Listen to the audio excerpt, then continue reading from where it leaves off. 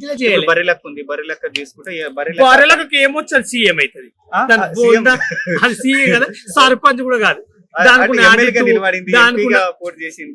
గాడిది గుర్రం కాదు, గుర్రం కాదు కదా ఎప్పటికైనా.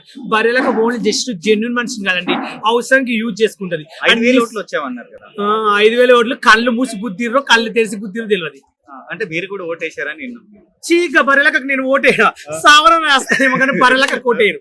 వేస్తే రేవంత్ రెడ్డికో కేటీఆర్ కి వేస్తే ఒక అర్థం ఉంటది, గలాంటి వాళ్ళకి వేస్తామా. ఆమె మాదికే కానీ నేను ఓటేయను. నేను ఆమె పెళ్లికి వెళ్ళాను, పెళ్లికి వెళ్ళినప్పుడు ఆమె యాటిట్యూడ్ బిల్డప్ నాకు నచ్చలేదు.